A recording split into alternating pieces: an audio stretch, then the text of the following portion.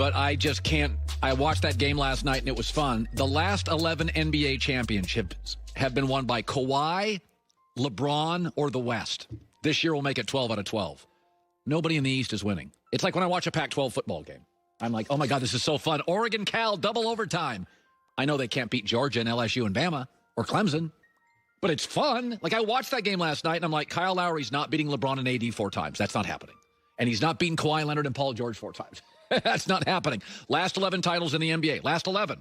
Kawhi won, LeBron wins, or the West wins. It's going to be 12 straight. So I go back and look at what has happened in this league. Kawhi's winning the title, LeBron's holding the trophy, or somebody out west. Now they're both out west. So the Eastern Conference now is very much Pac-12 football. It's fun. There are weekends I'm like, that's the most fun college football I watched. But I don't think it can beat Ohio State, Clemson, or Alabama. And I think Toronto doesn't have the guy. I mean, Pascal Siakam was very disappointing in this series. He hadn't given you a ton. So you're kind of depending on Lowry. Lowry ain't beaten. LeBron right now, I got into this discussion the other day with somebody. It may have been you, Joy. Is that LeBron James, it was. So last year he got hurt. So for the first time in LeBron's life after like 8 straight finals, he got like 3 months to just watch basketball. Then he comes back for the season. He plays real hard for 2 months. And we get 3 more months off. LeBron's never been this rested. He is totally rested. I mean, LeBron's been great, but there have been times over the last 5 or 6 years you're like, how does this guy keep going? God, it's another playoff run. It's another finals. The other night I'm watching LeBron, and I'm like, oh, my, he's the Energizer buddy. It's like LeBron's body he's always been meticulous about his body, but he's just not playing very much in the last year and a half calendar year. So you're getting LeBron chasing down. Has anybody noticed how many shots LeBron has blocked in the bubble? When LeBron broke into the league, his big thing for the first 5 years, beyond his talent, was he used to have these chase down blocks. It was his signature move. Michael Jordan had the tongue and the mid-range game. LeBron would chase all-stars down the floor and swat your shot off the backboard. And after about year 6, 7, he stopped doing it because it's a lot of energy. And he became much more about growing his offensive game and developing a three-point shot and developing a low post game after he lost the Mavericks. This is the first time in like 5 or 6, 7 years LeBron is back to blocking shots all over the court. It's because he's got energy. It's because he didn't play much last year. He didn't play this year in the bubble. So now, even though it's year 17, I feel this is the freshest LeBron we have had in 4 years. He's not injured. He's totally healthy. He's got his most talented in his. Jason Tatum and the Celtics are beating LeBron and AD 4 times? God, no. This Clipper team 4 times. So this is not, and again, I can watch sports, Pac-12 football, and have a ball. Oregon beats Cal in double overtime. And I'm thinking, there's some NFL players on the field, but they're not beating Clemson, Ohio State, and Alabama. That's how I feel about last night watching Boston and Toronto. Unbelievable game. Wildly entertaining. I mean, it was an appetizer. The main course is out west. By the way, Raycon's newest wireless earbuds, the Everyday E25 earbuds, best one yet, 15% off, buyraycon.com/herd. I want to talk a little Aaron Rodgers here, if I could. Aaron Rodgers said yesterday he believes the Packers are flying under the radar in 2020. And, it's really interesting. 2 years ago, everybody brought this Brady Aaron Rodgers, who's the GOAT. And I said, time out. Peyton Manning's not in that? Brett Favre isn't in that?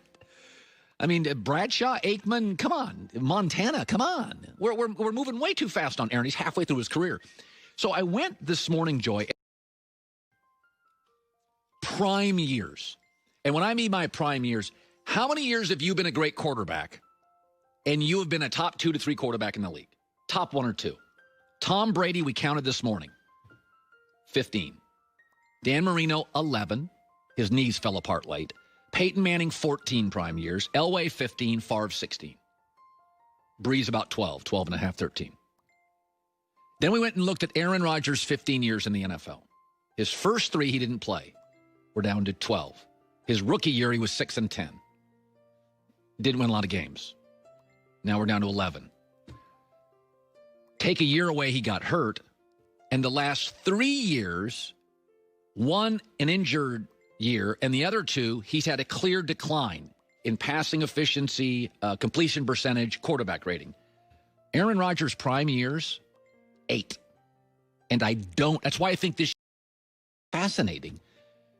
Like, I don't consider him as good as Mahomes. I don't consider him as dynamic as Lamar Jackson. I do not consider him right now as complete as Russell Wilson, who I think is getting better, not worse. And then we got all these guys when they're healthy, like a Carson Wentz, that we're like, whoa, this is kind of special. So I think this year is fascinating for him. 2 years ago, when I pushed back on Tom Brady, Aaron Rodgers, who's the GOAT? And I'm like, whoa, whoa, whoa, whoa, whoa. Today, it's very possible his prime years, he had 8 of them, which is about half of Brady. And Tom Brady had 3 Super Bowls before Aaron was drafted. And this morning, most people in the NFL think Tom has a better chance to win one this year. So the argument was always of Russell Wilson. I think 2 years ago, Russell Wilson became the better of the two. And now everybody else is finally going, Cowherd's right. I think Russell's the best football player in the world. Mahomes is the greatest quarterback talent.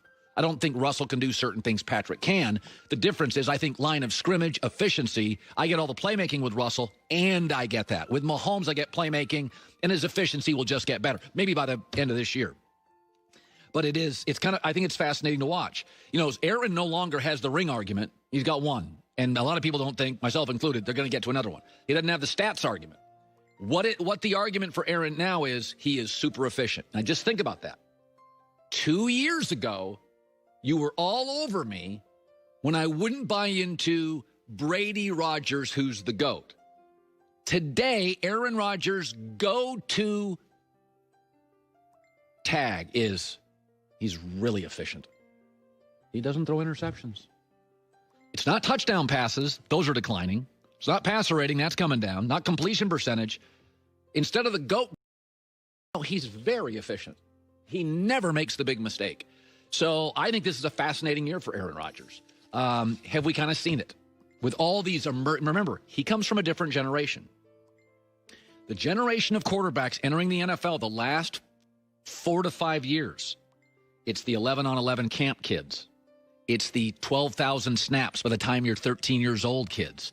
This new generation of quarterbacks, not only are many more talented, they're better, faster, with more snaps taken by the time they're 12 to 15 years old. So this generation now, it's getting good, really, really. I mean, small school guys. Kyler Murray was a baseball guy, a Wyoming guy. Lamar Jackson, he's just a running guy. And you wake up and you're like, oh, my Lord, these guys are playoff quarterbacks.